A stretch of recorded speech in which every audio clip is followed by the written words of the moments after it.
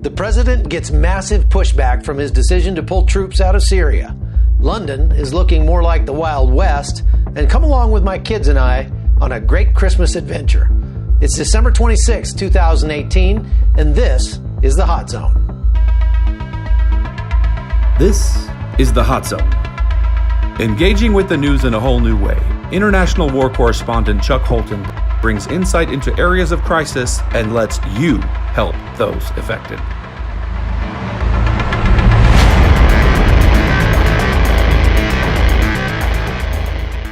Hello, everybody. I'm Chuck Holton. Hope you had a great Christmas. When President Trump announced last week that the U.S. would begin pulling its troops out of Syria immediately, it caused an uproar even among some of his staunchest supporters. Secretary of Defense James Mattis even went so far as to resign his position over the move, and it's left a lot of people asking why. What caused the president to make this move so suddenly, and why now? Well, I'll never pretend to understand the mind of Donald Trump, but he claimed on Twitter that the pullout was something he'd been wanting to do for a long time and even campaigned on that promise. As I said last week, however, you can't just end a war just by stopping it. And ISIS is most certainly not defeated in Iraq or Syria or anywhere else. In Iraq, for example, there are still attacks by ISIS fighters on an almost daily basis, according to an intel briefing I get every day from a security company based in Erbil, up in Kurdistan. Estimates in Syria are that ISIS has at least 2,000 men under arms, and some estimates range as high as 30,000. Now, that's a pretty big difference. That's because much of the southern part of Syria, as well as northwestern Iraq, are Sunni areas, and ISIS is a Sunni organization. That means ISIS still has at least some support by the people who live in that area, and those citizens could at any time take up arms for ISIS if they felt they had a good reason to do so. The United States leaving the region might just give them that reason. Without a doubt, the people who will most be hurt by this move are the Kurds. I was asked on Christmas Eve to brief a VIP who's hoping to have a meeting with President Trump soon to ask him to reconsider his move in light of the effects it will have on the Kurdish people. And here's why that's so important. The reason the Kurds, the Turks, the Syrians, the Iraqi PMUs, which are controlled by Iran, and everybody else are fighting in that region is not just to defeat ISIS. They're fighting over control of that area. Iran is very determined to assert control there in order to more easily supply Hezbollah with the arms they need to attack Israel. If the U.S. leaves, it creates a vacuum there that will be filled by somebody. Ask yourself who we'd want to fill that void. The only reasonable answer aligned with American interests is the Kurdish Peshmerga. The Kurds number some 36 million people. They're the largest ethnic group in the world without its own state. They've been trying to become an actual nation there for over 100 years. Now, they're made up of dozens of disparate political parties. The Kurdish Workers' Party is aligned with Marxism and has been at war with Turkey since the early 80s. They're officially designated a terror group by the U.S. and Turkey, and they recently claimed responsibility for a car bomb in the Syrian town of Afrin, which killed 4 people and wounded a whole lot more. This is part of the problem. Since the PKK sort of give all the Kurds a bad name in Turkey and Syria, and by proxy, Russia and Iran and even the United States, the YPG, or YPG, is a more moderate arm of the Peshmerga, but they also fight with the PKK. And they've been a part of the Syrian Defense Forces the U.S. troops have been supporting in the fight against ISIS for over a year. ISIS is not defeated. There may be as many as 2,000 active fighters left in Syria, and they're trying to reconstitute in West Mosul, which was never totally pacified. And they still have support from, like I said, the Sunni majority there. Remember, ISIS took over northern Iraq with just 700 fighters. They defeated the Iraqi army that was in the area at the time. The U.S. presence there is vital to our interest in the region for the sake of Israel and for whatever Christians, Yazidis, Druze, or any other non-Muslims that are left in that region. A free Kurdistan would be the only safe place for those minorities to live. Kurdistan has borne much of the cost of the refugee crisis caused by the war in Syria, and there are still hundreds of thousands of refugees living in Kurdistan. And every dollar we send over there to care for the refugees saves Europe and the United States about $13. And we should really support that as much as possible because it will allow the refugees to return home quickly once things calm down in Syria. A permanent U.S. airbase in Erbil would be a really good thing. In fact, if I was president, I'd announce that I'm going to close Incirlik Air Base in Turkey and move it to Erbil. I would send a strong statement to Turkey, Russia, Syria, and everybody else. The Kurds feel very abandoned by us right now, and they feel like this isn't the first time that we've left them hanging. The Obama administration abandoned them, too, in 2014 when ISIS first came into Iraq. So the Kurds are suspicious of America, but remain hopeful. Last time I was there, they had a saying I kept hearing, the Americans will always do the right thing once they've expended all other options. So let's move on to London. They're calling it Lawless London now. The capital of Great Britain has seen a constant rise in crime and violence since the current mayor, Sadiq Khan, took office in 2016. And the numbers are kind of astounding. 2 acid attacks per day. More than 40,000 knife attacks last year alone. Murders are up 12%, violent crime up 22%, robberies are off the charts, and even seizures of automatic weapons, which are completely illegal, are up dramatically. And civilian ownership of guns is prohibited, so that doesn't make any sense. The mayor blames the problem on budget cuts, which have affected the police and easy access to weapons, he says.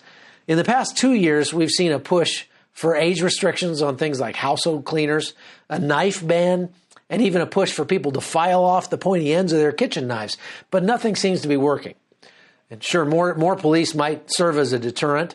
And of course, the police need to actually be empowered to enforce the law and arrest perpetrators. But the reality of what's causing this spike in bad behavior in London is much more complex. Now, I'd chalk it up personally to 4 main reasons for this crime wave. Number 1, a flood of cocaine. The last several years have seen major increases in the amount of cocaine flooding into the UK.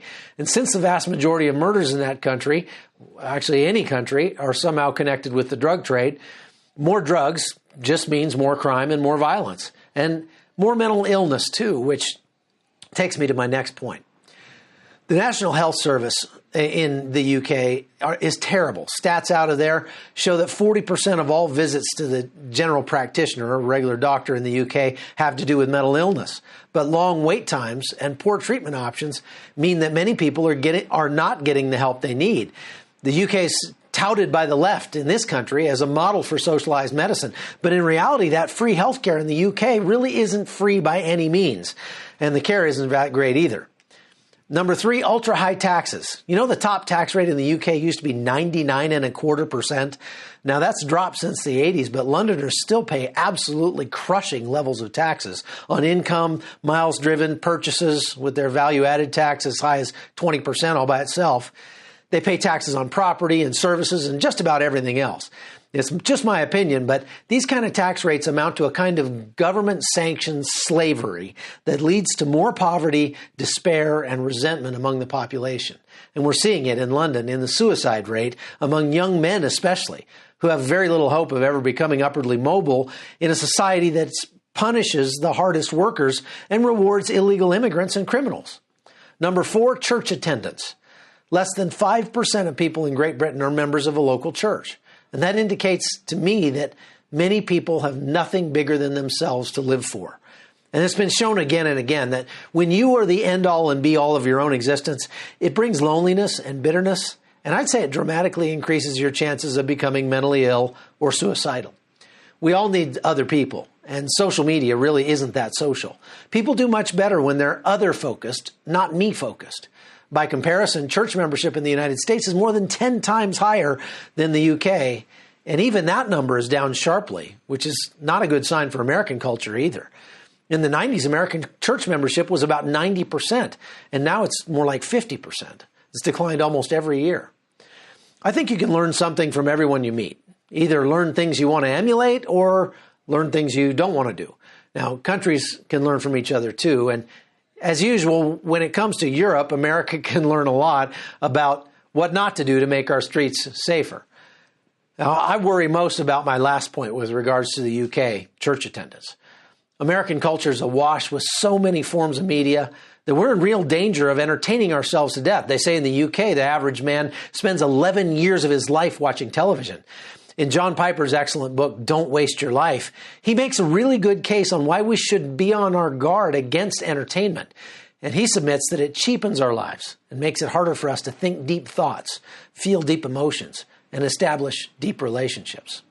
And that's one reason I started this podcast, not only to give you a concise rundown on world events and crisis, but also to allow you to take a deeper role in it, rather than just being a spectator. I want to help you make the news good for people who are affected by world events.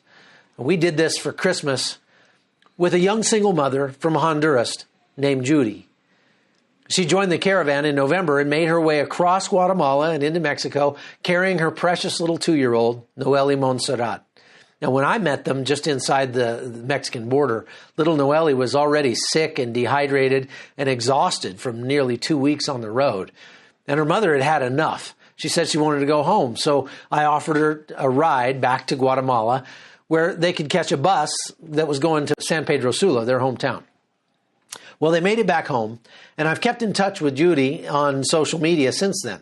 And you all pitched in, and I was able to get some money to her for Christmas to buy presents for her daughter. And she sent me photos of the clothes that she bought along with her thanks, and she even asked me to be her daughter's godfather. And you had a hand in that. Now, perhaps we didn't change the world, but we did change that little girl's life. And we made sure that she had a really bright Christmas this year. And I'm proud to partner with you on things like that. Helping those less fortunate. It's a great way to start the new year, don't you think? So if you want to have a part in what we're doing, click on the link below this podcast and go to patreon.com/hotzone and subscribe. For $36 a year, you'll get access to a whole bunch of extras, and your money will get put to good use when I head to Syria next month, for example. I'm planning to bring you along with me when I go. 2019 is going to be an amazing year, so I hope you'll stick around. Before I leave you, I want to share a really cool adventure I had with my kids this weekend. As many of you know, we live in a volcanic crater in the mountains of Panama for much of each year. Well, a few months ago during the wet season, I was flying my drone into the mountains that ring our valley, and I found a really cool waterfall, which might just be the tallest one in Panama. It's not visible from town, and a lot of the old-timers I asked about it didn't know anything about it. So my kids and I decided to go find it. Check this out. So I think we have managed to make it past the zoo. The zookeeper came running out and thought we were trying to break into the zoo, I think. But now we're totally off trail, and we just have to go cross country and see if we can make it to the right spot. We'll see what happens.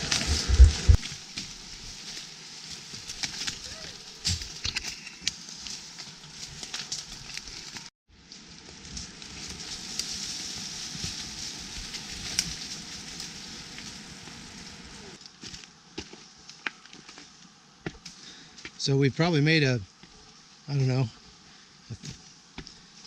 maybe 200 or 300 meters is all distance wise, and we haven't made a lot of elevation gain. So I would imagine that we've got some coming as we follow this riverbank or riverbed up into the valley.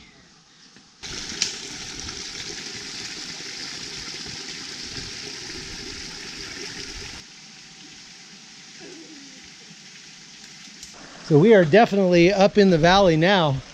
I can see the top of Gaital over there on that side, and I can see the way it goes all the way around up here. Very, very steep. And the river forks right here. And I think we're going to go to the right because that's where the waterfall is. We got to the base of the falls, and there's no real swimming hole that I was hoping for up here, but you can see that is one heck of a falls, and I want to come up here sometime when the water's moving. Look at that. So that's a good probably 250 feet right there, and that's just the last little bit of the falls.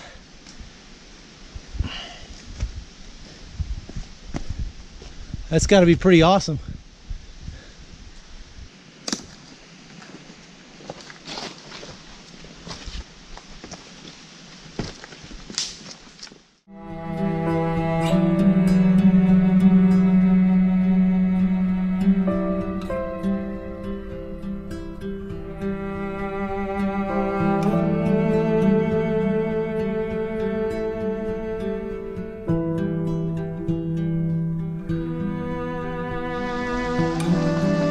All right, well, this is about the furthest that we got up here in this valley. We got right up to the head of the valley. Pretty much you can see up in there the very, very steep walls of the back of the canyon, and the water's kind of petering out too. So this is about it. I guess that waterfall we found was the one. Kind of underwhelming, but still, this is gorgeous. This is really amazing.